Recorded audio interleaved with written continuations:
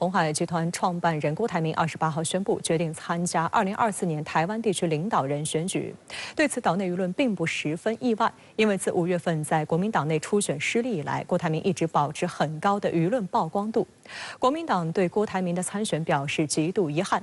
虽然郭台铭表示将整合非绿阵营，但不少岛内分析指出，恐怕很难达成这一目标。决定以参选人的身份投入2024，我的参选是为了促成在野阵营的整合，再也不整合，便宜赖清德。鸿海创办人郭台铭28号上午在张荣发基金会举行主流民意大联盟记者会，向外界宣布投入2024台湾地区领导人选举，以独立参选人身份进行联署。郭台铭表示，他的参选就是要推进非绿阵营整合，唯有整合才能制胜。他将与大家共同商议出最适当的整合方式，找出符合人民期待的候选人，终止腐败无能的民进党的执政。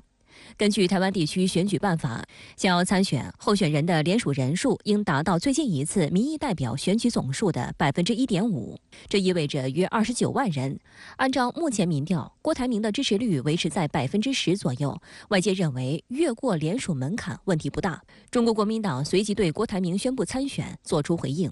我们表示高度的遗憾，不过我们最后还是相信郭台铭董事长还是会和我们一起投入下架民进党的行列。中国国民党还警告党员不要为郭台铭进行公开站台、助选等行为，否则将以违反党纪被严肃处理。国民党在最新的声明中强调，郭台铭是关公信徒，更不应背信弃义。外界注意到，郭台铭在5月的国民党内初选开始之前和败北之后，都反复强调是君子之争，无论如何都会承诺支持侯友宜胜选，还表示将把自己的重要政见托付给侯友宜，并促其认真实现。这是一个没有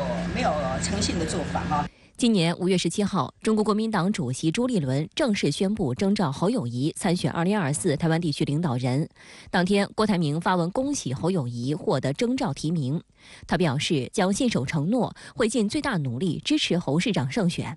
不过，郭台铭此后并没有保持低调，而是不断增加曝光率，被外界认为参选意愿强烈。台湾《中国时报》曾于7月刊文称，继4年前参加国民党初选败给韩国瑜，愤而退党后，郭台铭这次又违反承诺，再度翻脸，不仅没有支持侯友宜，还动作频频运作换侯。文章称，如果郭独立参选成为现实，原本已陷入团结困境的国民党将更加分裂，多数民意希望下架民进党，政党轮替的期待也将更难达成，最后更会赔上台湾与人民的未来。根据台湾联合报报道，郭台铭此次参选副手可能锁定无党籍民意代表高金素梅，不过后者尚未明确回应，仅在个人社交媒体上表示已宣布参选民意代表，选举影响未来台湾命运，而他自己这一票会投给符合期待的候选人。此番回应也被解读为否认传闻。高金素梅原名金素梅，是岛内少数民族民意代表，曾是台湾地区知名歌手、演员和主持人，此后转战政坛，具有一定人气。数据显示，目前岛内支持下架民进党的声音超过60%，但外界担忧郭台铭宣布独立参选后将进一步撕裂非绿阵营，等于变相给赖清德助选，这与郭下架民进党的诉求背道而驰。然后你的民调又最低。然后你这样怎么会说我参选就是为了整合？事实上你就是为了你要参选嘛，你会让吗？如果你到最后你民调不是第一，你会不会让？不过，也有岛内舆论认为，最终走向仍存变数，因为目前郭台铭仅发起联署，到11月正式登记参选还有相当长时间。而就目前国民党以及郭台铭方面表态来看，仍有操作空间。岛内舆论认为，非绿阵营最有价值的整合对象是民众党主席、台北市前市长柯文哲。郭台铭近期多次与他隔空互动。就在10天前，郭台铭还透露过，希望和民众党参选人柯文哲以及中国国民党参选人侯友宜一起喝咖啡谈整合。3天前，他又透露，预计本周与柯文哲见面，现在正在等柯文哲的电话。我我想他的盘算是希望以这个参选人的角色，但是就可以更平起平坐，有筹码跟另外2位谈。这一次的参选这样子仓促成军，对所有的希望下架民进党的票，希望台湾更好的票没有了。 所以大家会大失所望。结果你告诉你所有的支持者说，我的参选是为了整合，这一句话一讲出来之后，我觉得对郭台铭会有伤。其他人会想，那我不是白忙一场，你未来你也不见得会选到底啊，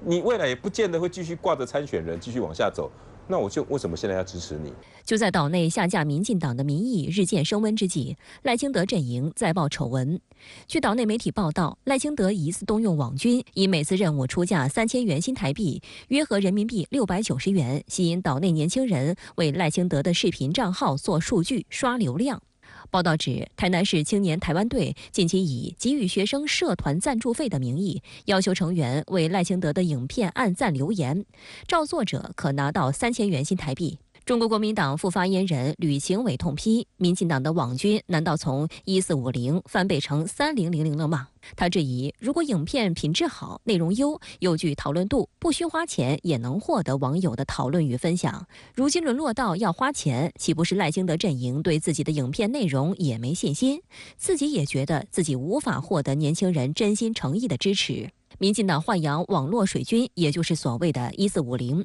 早已不是秘密。 这些网军及所谓的侧翼团体刻意与民进党保持距离，表面上都是由第三方出钱豢养，但接受民进党网军操盘手的暗中指挥。他们的口号是：没有收受利益就不是网军。按照民进党的操弄模式，操盘手以类似中央厨房的模式，透过侧翼和网络水军病毒式散播定制文宣产品等信息，再通过绿营的媒体、政论节目、出口转内销进行自我转引，延伸制造舆论，从而谋取政治利益。民进党将网军视为杀手锏，由党内高层直接受益管理。 事实上，赖清德本人在民进党内斗中就曾长期打造网军攻击受害者的形象。近年来，民进党豢养网军侧翼的丑闻不断被爆出。被蔡英文委任为数位政务委员的唐凤是公认的民进党1450网军头目。去年底，有媒体披露了民进党组织的网军群组名单，蔡英文的诸多核心幕僚赫然在列。 新闻一出，民进党没有养网军的诡辩不攻自破，再次引发岛内舆论口诛笔伐。今年5月底，赖清德走进台湾大学与学生座谈，期间再有学生揭民进党伤疤，就网军问题犀利提问，而赖清德不仅答非所问，再次对学生表现出傲慢。您不再深究此议题，是因为未来这些网军能够为您所用，还是您已经忘记网军曾经对您个人？ 还有台湾民主所造成的伤害了。赖主席未来如果有幸当选，要怎么改善民进党现在傲慢的习性？好，台湾的政治人物不都这样吗？嘴巴说不要，身体倒很诚实。到最后谁是网军的使用者？我觉得大概在9月份，渐渐的要开始定位之前，应该会越来越凶。